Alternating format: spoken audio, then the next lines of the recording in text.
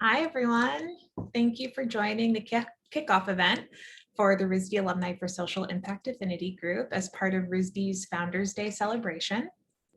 RISD was founded 145 years ago by women, and today we're going to learn more about another female founder, Sarah Obenauer. My name is Stacey Ascher, and I am the leader of the RISD Alumni for Social Impact Affinity Group. I've worked over the last decade of my career as an in-house designer and art director at nonprofit organizations. Over my career, I've seen lots of conferences and professional communities and resources that are available for designers. And having participated in some of these, I got this feeling that there was something missing for creatives in the mission and purpose-driven community with different resources available and different challenges that we face in our work. So the mission of this the Social Impact Affinity Group, is to help fill that void, to create a community for creatives working in the space or are interested in learning more about using design for social impact. So I'm grateful that you're all here and hope that you'll stay involved as we plan more events for 2021 and beyond. This brings me to our guest today, Sarah Obenauer, who has created an environment for designers looking to make a difference. Sarah is the founder and director of Makeathon, an organization leading 12-hour design and development marathons benefiting local humanitarian causes around the globe. She runs Purpose Craft, an agency that takes an empathetic approach to design, marketing, and event planning for purpose-driven organizations. Sarah also publishes Limitless, built to create a community for women surviving and thriving with rheumatoid arthritis. She has been working with nonprofits and purpose-focused organizations and businesses for nearly a decade. I have been involved in Makeathon personally since 2018. In addition to providing services to organizations in my community, I've had the good fortune to make some really wonderful friends and meet incredible professionals as well. We'll talk more about Makeathon over the next hour, but first I would love to hear a bit more about Sarah. Sarah, thanks so much for being here with us today. Hi, Stacey. Thank you for having me. I'm excited. This is the big first event. Yes, I'm very excited, and it's so suiting that we have you here for our kickoff event. To start the conversation, can you just tell us a little bit about your background as a creative and what inspired you to become a designer? Yes, absolutely. So I studied communication and journalism in college. I went to Virginia Tech, and we had some design classes, but my focus was really more on writing, the writing piece. And so when I graduated, I immediately went to work for a nonprofit, a teen traffic safety organization back in Virginia, where I lived at the time. And we were super small staff serving statewide, so just 2.5, 3 people at its peak, working to make sure teens were not dying on Virginia roadways, basically. And my job there was program development and campaign development, with a lot of writing and just figuring out how do we create activities and ways to engage these teenagers in our programs.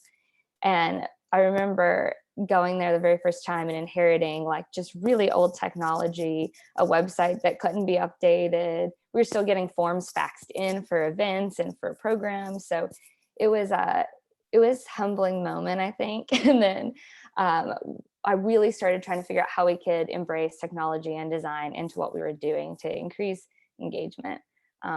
And what that really took the form was a bunch of online classes and tutorials that I was really, really bad at for a while with design. And then sitting at home in the evenings with my husband, who is a fantastic designer, and just having him walk me through just how to use the tools and what looks and feels right. And so from there, just really saw the impact for that specific organization. Teenagers were actually getting involved and engaged more. I saw the impact from there. And I realized that design shouldn't be something that is prohibitive. It should be something that everyone is able to embrace and utilize and be part of, nonprofit or for-profit. So that's how I kind of got rolling. I love that sentiment that design shouldn't be prohibitive, that it should be accessible for everybody, whether for-profit or nonprofit. I think that's really important. So I could imagine that that sentiment maybe brought you to forming Make a Mark. Can you tell us a little bit about why you created this organization? Yeah, I was actually transitioning from my role at that organization to a for-profit company doing marketing and design. And I was taking a couple weeks off, and I was just feeling really sad about leaving that space. I knew I would still volunteer. I was on a couple boards locally, but just not being immersed in that world all day was sad. I wouldn't be able to contribute the way I was all the time. And so I was still doing some pro bono work, but it was only, a couple hours a week. I wasn't able to invest fully. And so I thought, okay, what can we do to leverage a larger impact? I can't be the only creative or technologist that wants to help support nonprofits within our community. What do we do? At that time, and still today, hackathons were huge. And in being in a college community, they were happening all the time. So we looked at that structure, and I say that my husband and then a friend of ours, Christina, who helped start the first event. And we looked at that structure and thought, okay, that's it, it's a safe space. It's a contained amount of time. People are committing. We can make it fun and energetic, and let's do that to help support design and, pieces of technology for nonprofits. So we started organizing that first event thinking we would be able to just help out a couple organizations, and we had great turnout. And for the first event, we worked with 12 different nonprofits. So it was really amazing. And we had no clue that it was going to grow past that one event. So that expanded over time.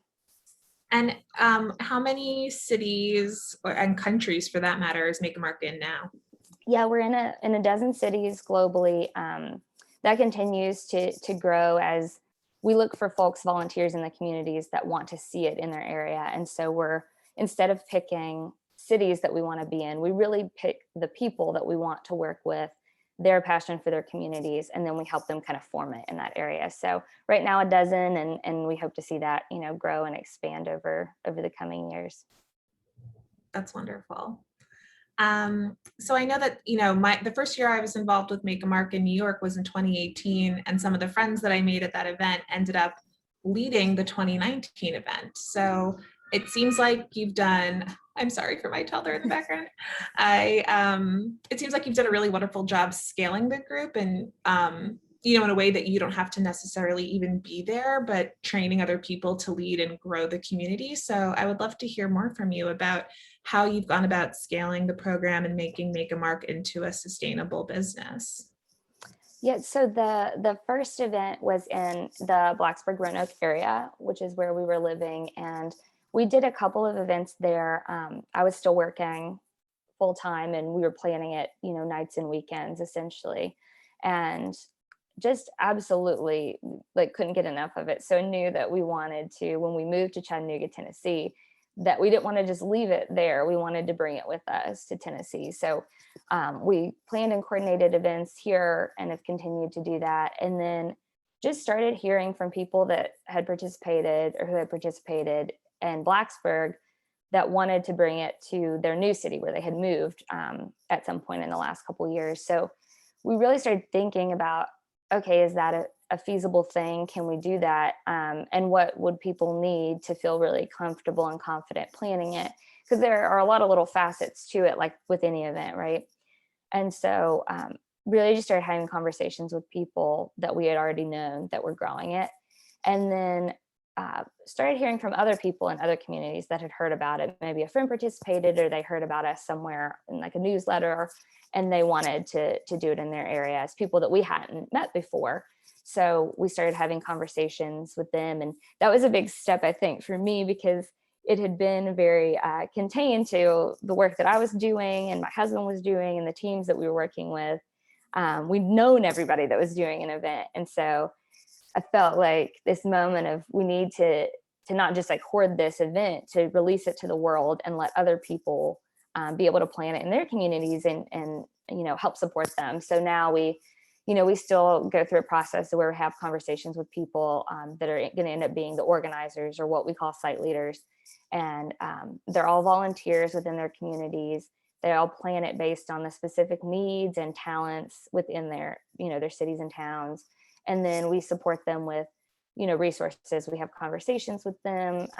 We developed an online portal a couple of years ago that has just all the, joined knowledge from all of the site leaders and ourselves in one place so they can access that. So just kind of, trying to grow community by community where there's a need, and giving people the ability to plan an event that's suited for them, because an event in New York, which is super fun, is obviously different than an event here in Chattanooga, which is also super fun, but the whole approach is very different. So we want to make sure we continue that as we grow, and work with the right, supporters and partners to keep the flexibility of that and the human element of that alive. Right. And one thing I remember from participating is that you guys seem to get a lot of sponsors and donations in order to make the event sustainable. I mean, you're there for 12 hours actively working with a group of people, and, there's food, there's the physical space that you're in. I know that there's some, limited materials available, and that's all just so wonderful and impressive to see. Appreciate that. I mean, people ask about that, and it's just a matter of we just email a ton of people all the time that we really love, that we want to partner with. Some people come to us, but it's a lot of okay, we know the kind of event, what we want it to look like, what would be helpful to people, and then just barrage with emails until we find the right partners and are able to offer the kind of things that we think will be helpful for the event. So it's a lot of clicking. That's not a terribly glamorous portion, but it's I kind of really enjoy doing that.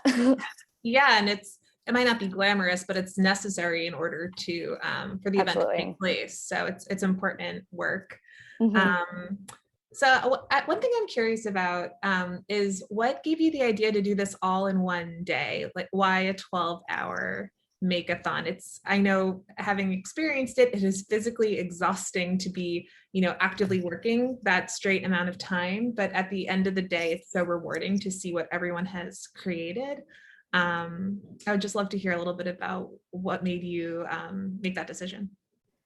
I think it was really twofold. One was, you can do pro bono work, and I'm sure you've experienced this, Stacey. A lot of you have, for organizations, and it's hard when there's not a scope, right? It's hard the time can get expansive, right? And I think there's a lot of just not understanding kind of the work that goes into it. So there's a lot of times doing that stuff, it really can balloon, and that's not always great for freelancers, or even if you're working in an agency, to then find the time to do the pro bono work when you don't really know when it's going to come, and if it's if it grows beyond you were going to help out for a couple months, and now it's a couple years later and you're still trying to navigate that. And so I think this was a really controlled way for nonprofits to get work within that time frame, so they also aren't waiting on a designer or developer, but also so the designer and developer, their time is protected. So we try to manage that and manage expectations of that time, so that it just seems really fair and equal for everybody. The other piece of it, I think, was we had talked about 24 hours. That would be, a real challenge, just kind of make it feel like a really creative marathon. And my husband and I looked at each other and we're like, there is no way we could keep any kind of creative juices going solid for 24 hours. So we kind of looked at ourselves, would we want to do that? No, we wouldn't. But 12 hours, that's just a nice, hearty, beefy day of work. So. Yeah, that makes me think of the all-nighters that we used to pull in RISD and back in school. And I don't think as an adult anyone wants to have to experience that again, even if it is for a greater cause.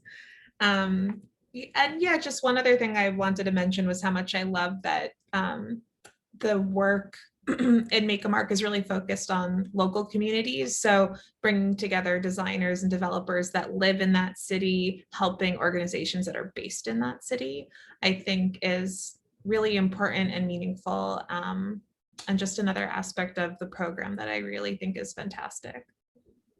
I love that. I mean, I think we see that it's so critical to have people, and with our organizers, our site leaders, that understand that community, right? That are deeply in it, that, have understanding of the problems, the nonprofits are already doing so much in those communities. So there's just that investment, I think, by everybody, and just a deeper understanding of kind of what the needs might be, and an opportunity to learn from one another on both sides. I think there's so much that has been revealed to me through the interviews that we do with the nonprofits of problems here in Chattanooga where I live that I didn't really understand existed or understood the intricacies of it. And so that community piece is just so important. Can you tell me a bit about some of the different type of organizations that have participated in Make a Mark? I know it's nonprofit, but that can mean a lot of different things, of Mhm. course. I'm curious what you've seen in the past. Yeah, and we say nonprofit. We were just talking about this the other day, but we don't require any kind of like 501c3 status, and that came from where I worked. It was a nonprofit, but it was a 501c6, and so we just really struggled with grants and figuring out funding. And you know, for us at Make a Mark, like it doesn't really matter what your tax situation is. Like but to us, we want to support people that are doing really good work in whatever configuration that happens. And so we worked with a variety of organizations. I know I really love working with small organizations where the founder's still involved, because you get a lot of there's a lot of scrappiness to that, right? Because there's usually smaller organizations. There's a lot of passion behind it. And so we do work with a lot of those, younger organizations in the first, 5 years or so. But also organizations that have been around a long time, and they just don't have the budget or the staff to kind of tackle these things. So it's been a whole variety of people with pretty new projects to folks that have been around for, 25, plus years. And can you tell us about some of the most impressive or memorable organizations that you've met, or volunteers for that matter, that you've met along the way? That's such a hard one, because I feel like there's such a special, every event is so different, right? And there's a special place in my heart, I think, for everybody, makers all the way to the nonprofits. So, I think it's hard to pin that down. I'm always impressed by how all of our creatives, or what we call makers, they just outperform, I think, anything that you would even see in their portfolio too. I don't know if it's like just the energy, if it's the creative collaboration with other folks, but we'll have students that have really only taken courses for maybe, a couple months or a couple years. They're in school and they're learning, and we'll try to pair those folks with, professionals that have been in the field a little bit longer. But we don't really identify, this is a mentor, or this is, we just want people to collaborate. And so I think we're constantly impressed by those folks that like way outshine their portfolios. And I just love that they feel like that's a space where they can thrive. So it's a really hard question, but I think we just appreciate everybody and everything they bring. That's so great to hear. And how do you find that the clients react to the work that's done? I've seen, people cry, so I guess just to give folks who are listening a little background, the designers and developers come in, and in small groups, like maybe 5 or so people, and you're paired with an organization. You find out about them ahead of time, so you can do a little research if you want. And then on the day of, you work with your group, and then about halfway through the day, a representative from the organization comes in, and you do a little critique. You show them the work that you've done so far, get their feedback, and then at the end of the day, there's a presentation of all of the work that's been done. So you get to show your work, and you get to see what everyone else has been doing. And it's incredible to see what people make in 12 hours, and the gratitude that the organizations share when they see what's been done on their behalf. Everything from logo and brand identities to building sites, different social media assets, sort of a whole variety of materials are made. But I'm wondering if you have any specific stories, or just feelings that you can share on what you hear from organizations, maybe on the back end after the event is over, and how you see the work live beyond the actual event itself. Yeah, I mean, I think that that's kind of one of the beautiful like byproducts of the event. We creating meaningful work that's going to drive organizations forward was, always the goal. Like that was initial goal. We want to make sure they walk away with something that they can use, that helps to tell their story and drives already the really important work they're doing forward.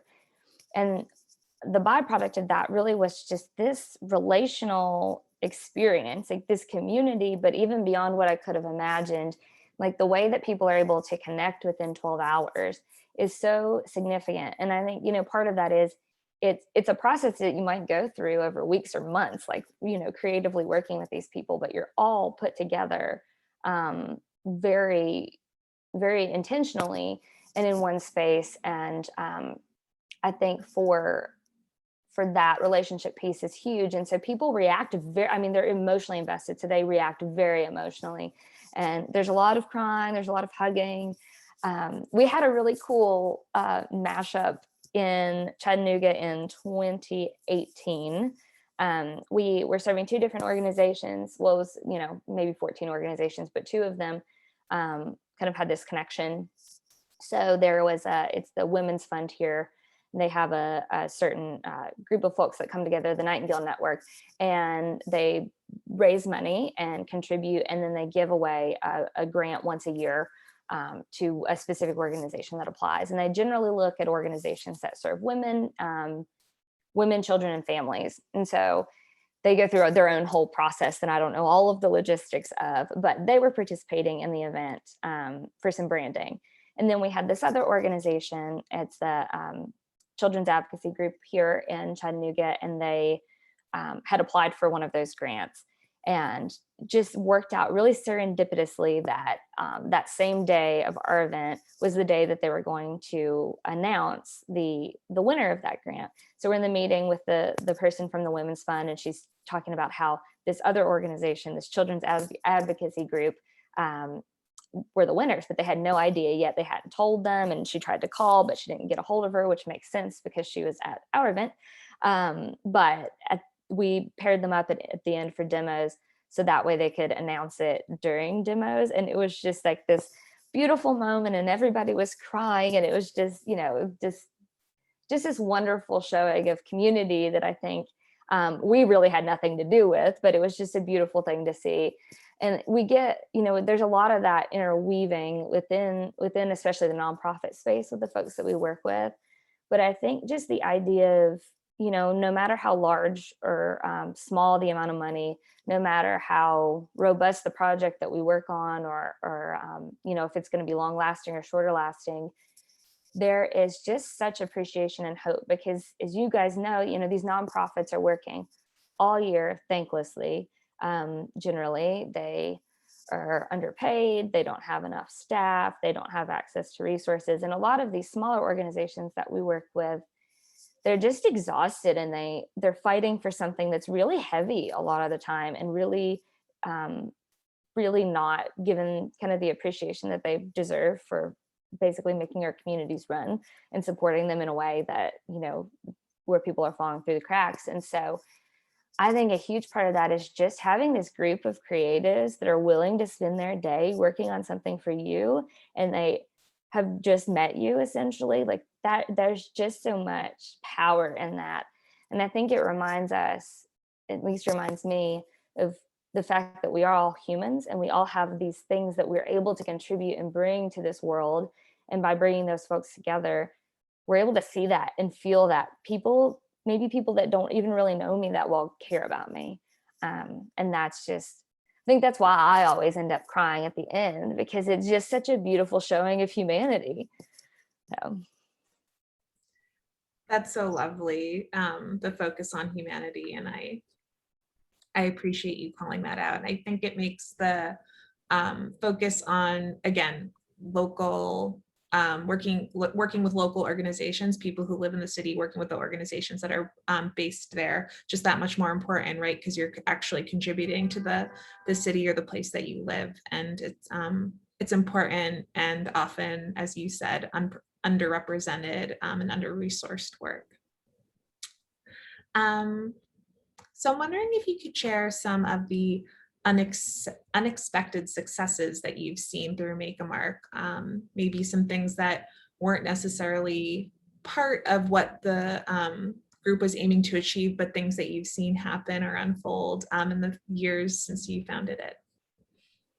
Just like a magic little experience sometimes when things line up and happen. I think initially, you know, we definitely thought that the work created would be able to fuel the organization. But I remember after the first year, we had an organization come to us and tell us that they'd actually worked with one of their makers after on a project, a grant with Adobe, and they had gotten this, you know, couple of $1,000 grant to continue to invest in design. And so to me, that was like, wow, you know, that we could, you know, teach the importance of design during this process by showing kindness and giving of our skills, and that then that work that was created could be driven to or could drive the nonprofit leaders to apply for grants and continue to like fund and fuel that. So I think that's always wonderful to see people being able to like reinvest in these types of things, and also just getting additional funding. But you know, that wasn't a huge stretch. I guess that's like a hope that we would have. I think one of the bigger things are all these little connections that happen that we don't always even hear about. You know, people will email us occasionally about these moments, but there's a lot of times that we just kind of discover them, or times that we don't even hear about them. So we had, I know several times people get like internships and they get jobs with the nonprofits that they worked with, or they'll even like get jobs with the host sites. So a couple people then like went to work for that company, or they'll connect with someone else. We work with a lot of freelancers, so they'll meet people that then can help contribute to their kind of own endeavors. So I'm thinking of a group who they're in marketing and video, and they ended up hiring out one of the makers that they were on the team with to do their branding. So there's just a lot of like really beautiful little connections that happen that, you know, I feel really lucky when we find out about them. And I know, Stacey, you're telling me that you stay in touch with a lot of the folks that you met through this process too. And so, you know, that's just, I think it's really exciting to hear that continues, and that it's not something that ends on that day. And this is stuff we don't hear about. You know, we'll go look at a nonprofit website and see, you know, how they're using some of the work or that type of thing. But to actually hear about the relational piece is really, that's a big exciting moment.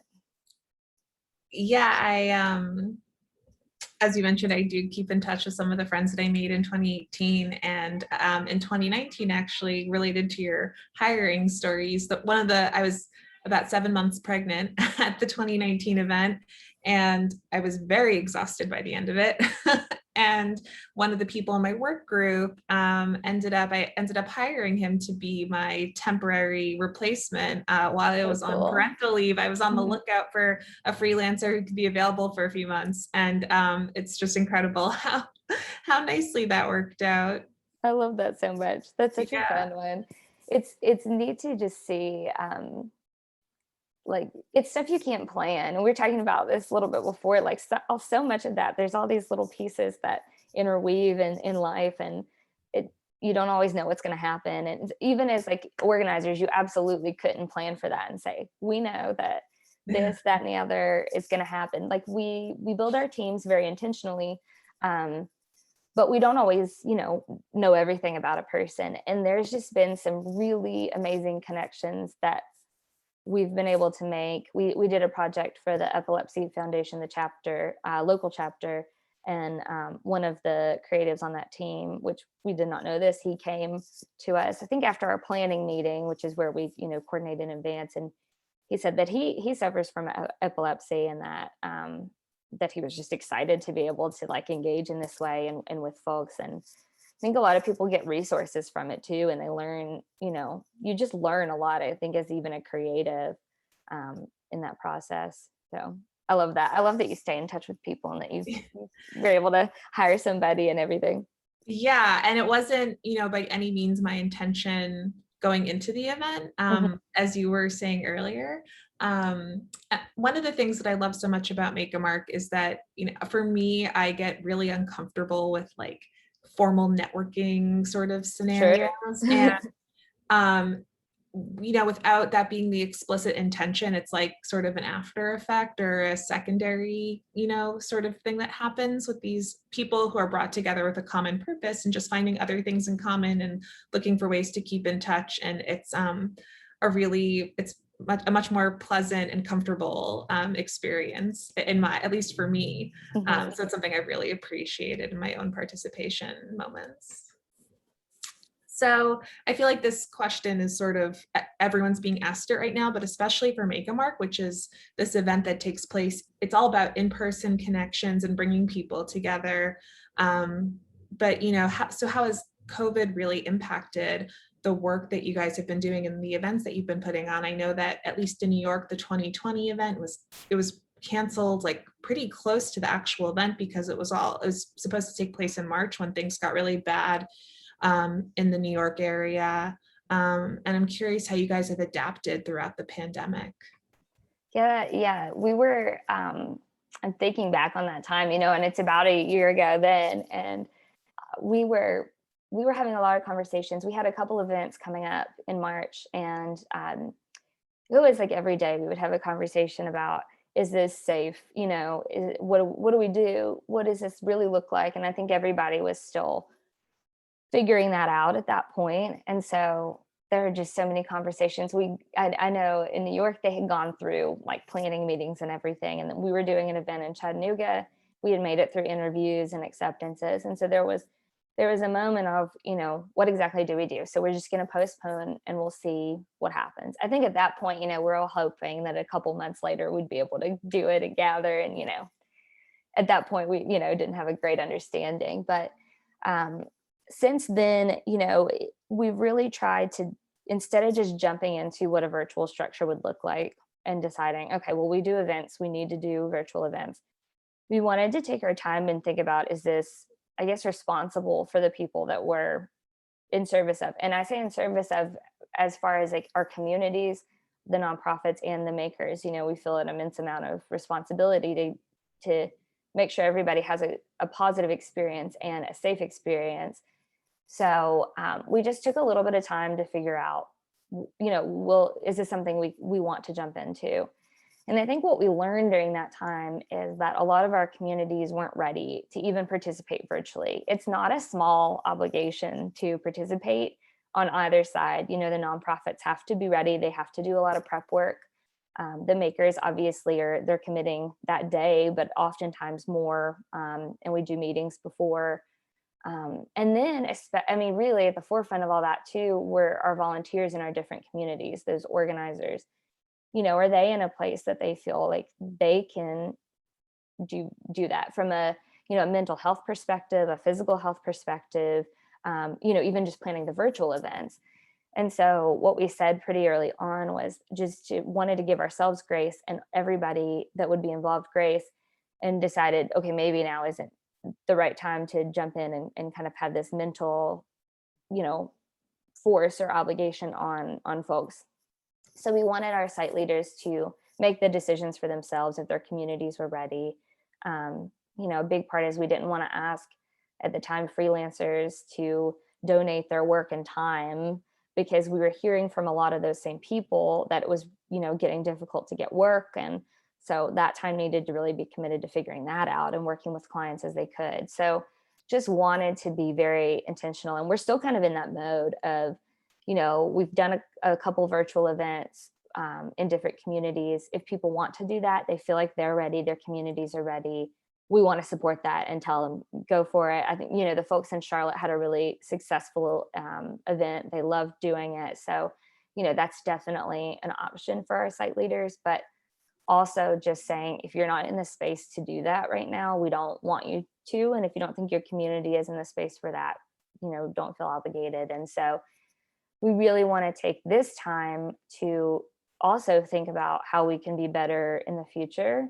and not just better at the events that we were planning, but how we're connecting with people, how we're connecting with the nonprofits. Are we reaching, the people that really need the work, and starting and, thinking about that a little bit more, and just growing that. So it's kind of been really slow, obviously, because there haven't been that many events, but it's been a really recharging time, and also a great time. We've done some free resources, some free courses for nonprofits, and then just encouraging, the volunteers that we've worked with, our site leaders, and then ourselves, connecting with nonprofits one-on-one and helping them find like the resource they need if they're looking for a freelancer and they have, somewhat of a budget, or if they need volunteer help, or if they just want to brainstorm. So just trying to, I think, like I mentioned earlier, keep that human piece in it, and just be aware that we're all in different places and we need to move at a pace that, we're all comfortable with.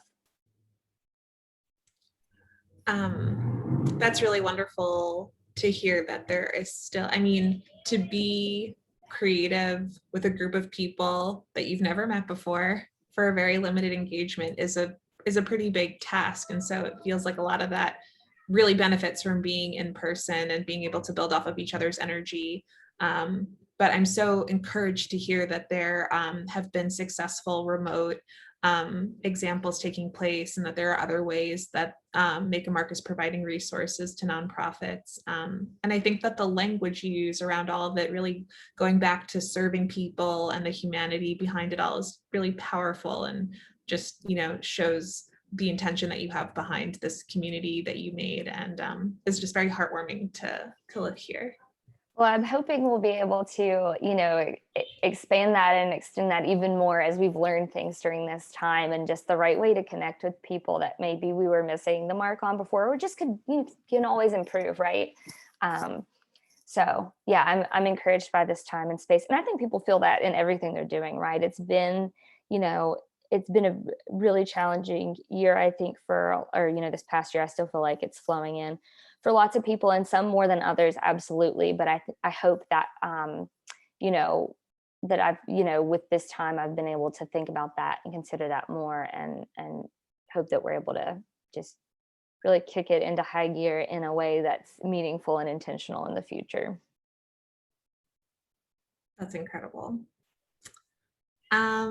So I know we focused a lot on Makeamark in our conversation so far, but you are, as we are here for Founders Day, you are a true founder and entrepreneur, and have started, I believe, 3 other businesses that are all really impact focused. So I was wondering if you could tell us a bit about them and what inspired you to start each of them. Yes. So Purpose Craft is kind of the agency arm. It's really what I've been doing for, probably this last decade-ish, which is still a weird amount of time for me to say. But it's really just an extension of that, and continuing to work with, purpose-driven organizations, businesses, that type of work. And just, I do a lot of design myself, a lot of like website implementation and strategizing, but also something I've loved doing, particularly kind of in this last year, is I saw some of the folks that I'd worked with Makeamark, not able to continue contracts or getting contracts, was connecting them and working with them on those efforts. So I've made a lot of really wonderful friends and connections by being able to collaborate with those people and work on projects together. And it's it's a fantastic way to engage with them, because every organization I've worked with or business I've worked with has a very different need. And so knowing so many folks and being able to find the right person, whether it's a style conversation or, implementation of design or strategy, there's just a lot of folks that I've been able to pull under this kind of Purpose Craft umbrella and work with. So that is that. And I hope to, continue to grow that and see where that goes in the future. And then Limitless is a publication I started, I guess, 2 years ago. And that very much is just like this kind of side passion project that I've been working on. I was diagnosed with rheumatoid arthritis when I was 16. And, with any kind of invisible disease like that, it's always kind of a battle. having arthritis and being young is always a conversation that it can be like a little difficult to have with folks.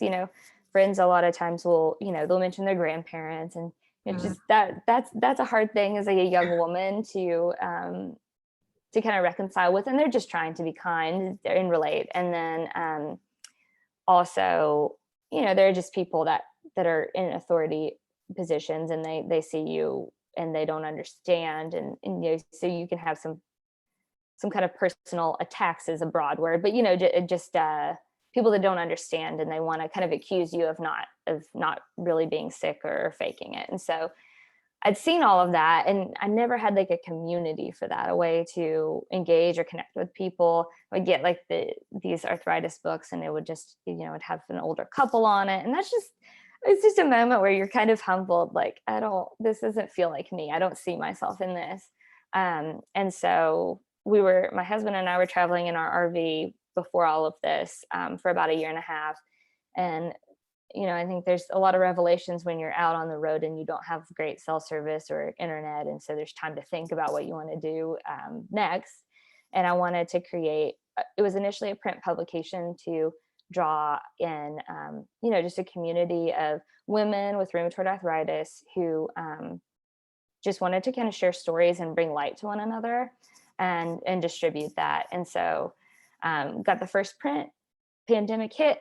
Distribution did not feel like a safe option, right? Because it's a lot of people with autoimmune diseases, and we were going to have these in doctors' offices. And so we went online, which was great. And then, it's a fantastic tool to have to be able to spin something up like that really quickly. And what has been great about that is, well, it's not the print version I had initially envisioned being distributed. We've been able to pull in so many more people. And I think more people have had access to it than maybe initially would have with the first concept. And so, we're able to share our experiences with one another, the things that we've learned to help manage our health, the rough days, the days that are really encouraging, and all these like adventures and things you get to explore and thrive with. So that I think is something that will also continue to grow. And it's just been something I kept hidden. Like I never would have, even a year ago, this would like not have been a conversation, because it wouldn't have felt comfortable for me to talk about, because I didn't identify with it really. But I think even especially over this last year, like having to quarantine very carefully and having to have the conversation of you're young, you're not sick, it's made me realize I need to talk about it more, because I am certainly not the only person that's also dealing with an invisible disease, and what the implications of that are on your life and your relationships. So that's been very separate from work I'd done, but I've been able to use like my toolkit of design and understanding how to implement technology to make that happen. So. Yeah, and it also sounds like it calls upon your skills prior to discovering your passion for design with journalism and communications, and just, we were talking before the call today about following your intuition and kind of in hindsight seeing where, you started and where things come together. And this feels sort of like one of those culminations of skills and passion areas and opportunities. It's inspiring to see that you do work that's not, you don't make any money off of Limitless. It's just, fostering community and putting yourself out there and telling your story. And it's very inspiring to hear about. Well, I need to work on my layout design a little bit before I actually send these off. So I was really glad. I was looking at the other edition. I was like, my layout's gotten a lot better in the last year. So, but I'm excited to see it, to see the community grow, because I have a friend now that she's awesome, and she's living with rheumatoid arthritis, and she is in South Africa, and she has a whole different struggle, and she's far more adventurous than I am. But she just did, I think it was kayaking, paragliding, and something else to all raise money for a teacher in the community that needed a hip replacement. I may be getting some of those details wrong, but that's the general idea. And she's just, she's awesome. And so seeing people like that and having that connection. And then, there's folks that are nearby, like right in Atlanta. So it lets you realize you can start talking about that in a safe space, and then be able to have those conversations more broadly with friends and family in a way that maybe you wouldn't have before. And you just have a better feeling for the right things to say. You just have a lot to learn from these other folks. So I've almost felt very, very privileged just to be able to talk to these people and hear their journey and see what they've been going through and figuring out a way to really grow and thrive. Thank you for sharing that, Sarah. Yeah. I see we have one question in. I would just encourage anyone who might have questions for Sarah about Make a Mark, or just about working in, social impact space as a creative, to please chime in the last several minutes of our conversation today. But the question I'll read you right now. Can you describe the application process for Make a Mark? What materials are required, and what should a person expect once they apply to participate? I guess we'll assume that this is, in a non-COVID or post-COVID, hopefully, type world. I don't think it'll change too much, so we'll roll with that. I'll touch on nonprofit and maker, because just in case there's folks out there that are curious about both. For the makers, so the creatives and developers and marketers, all those folks, whenever we have events that are coming up, we have applications online that walk through skill set, your portfolio, all those basics, and then also just like why you want to be part of the event, any preferences you have on type of organization you want to work with. This helps us get a really good feel for just kind of why you're participating and how you want to engage. And so we very intentionally build teams off of that. And so that's really the application process for makers. Like I said, then we build the teams based on what nonprofits we select, and we'll do a planning meeting that's about an hour, week or two in advance, and then the actual event itself. For nonprofits, there's a little more to it. Also an application process, usually at the same time or right around the same time for both. And for that, it's almost like some typical grant questions, honestly, to get a feel for your mission and your vision, but then also more about the project. So we really like for nonprofits to apply with a project in mind versus needing abstract help. I think that focus, the fact that they know that there's a project they want worked on and how it will be implemented, is very important for us to feel like we can place them with a team of makers. And so, that's a little more detailed of an application. And then we generally narrow that down and do interviews either in person or virtually, kind of depending on where things are at that point. And then we will select the nonprofits based on the maker talents that we have. So they really weave together. So we're doing both at once and building kind of these ideal teams around. And then nonprofits are also part of the planning meetings, and like Stacey mentioned, are at the event for a check-in period, and then obviously for the big celebration and unveiling at the end.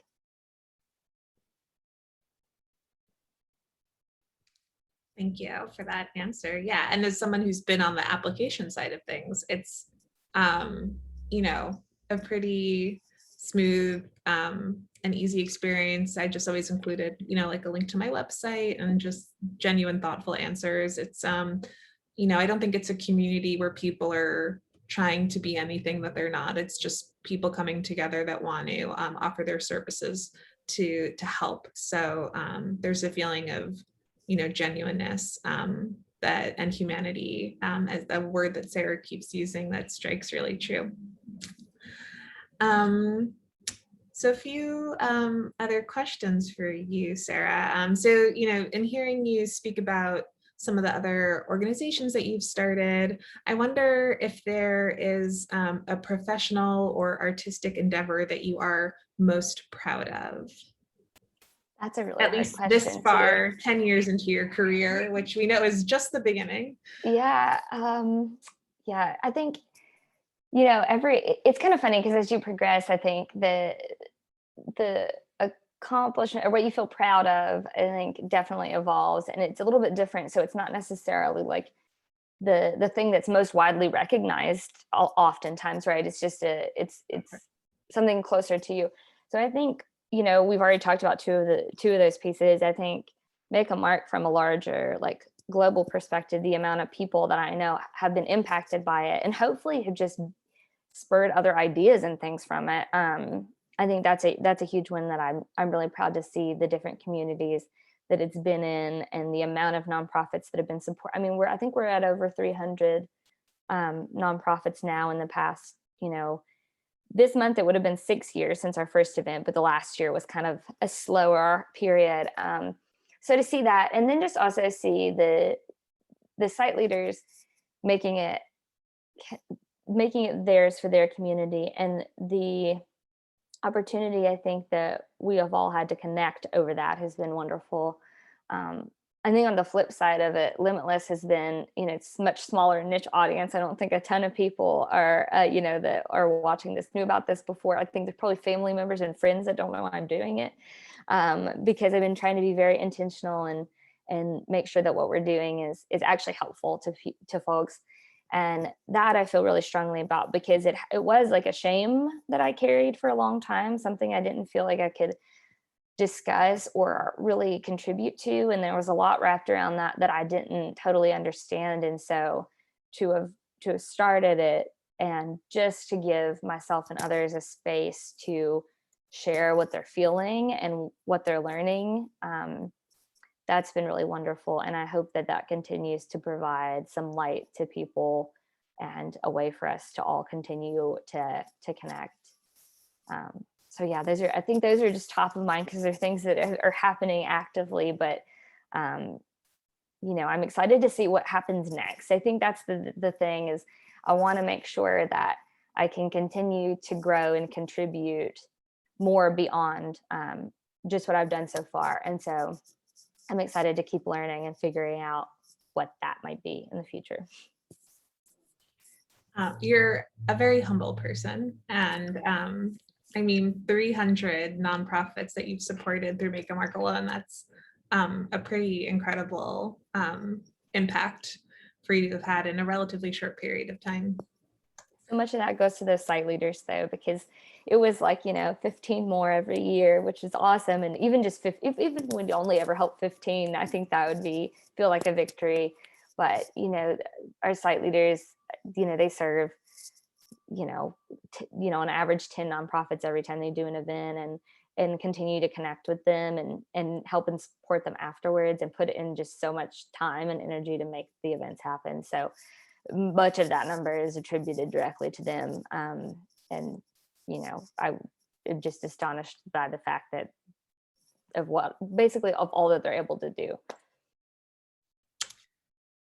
So as a final question, what advice would you give to designers looking to break into the social impact space, whether they're, soon to be graduates or people who might have been working in the for-profit sphere and are looking to make the transition over? Is there any advice that you would give to this group of people? If you want to be in that space and there's something that you are passionate about, a certain cause or an idea or an event or a community or a group, just do it, because you could sit around waiting for somebody else to present that opportunity to you. You could wait until you had enough time or enough, funding or anything, but just get started, because there's nobody that's just going to give you permission to do it. You just have to do it. And so with that, I think it's reaching out and exploring the things that you're interested in. If you want to volunteer with an organization, maybe you don't want to start something on your own, but you want to volunteer and share your skills, look for organizations near you, or if there aren't any near you globally that are driving after that cause that you care about, and volunteer with them in small capacities, whatever you feel comfortable with, join them for meetings. Just get started with that. And I think if there's something that you have an idea for that you want to do, we started Make a Mark, the first event, with no plan for like location or funding or anything, just this overall concept. And we just started looking for like little forms of funding and what we could do with it, and then showing progress. So we built out our website to show that this was something we were really doing. And then we got a location to show, okay, we have a date and a place, and this is happening. And then going to people and asking for, just a little bit of money we needed to get it started. And so whatever you can do to get rolling on something, just do it now, and continue to make it better and better as you progress. I think that is perfect advice. That's what you're doing right now, Stacey. You saw something that you know with this group, a need, and now you're making it So happen. So thank you. Thank you. Yeah. And well, on that note, Sarah, thank you for sharing your time and your story with us today. And I also want to be sure to thank Toy Tran and Alumni Relations who helped me get this group started and who helped organize today's event. And of course, to thank all of you for joining us on your lunch hour to get this community started. Again, I would love to work with all of the people that are in attendance today to help create a space for creatives working within that social impact space. So I hope you'll attend future affinity group events in the year to come, and especially if you have any ideas for what you would like to see, resources you would like, or holes that you see out there that you would like to be filled, please reach out and let us know. And we would love to, craft events around what the community wants to see. So thank you all very much and have a wonderful day.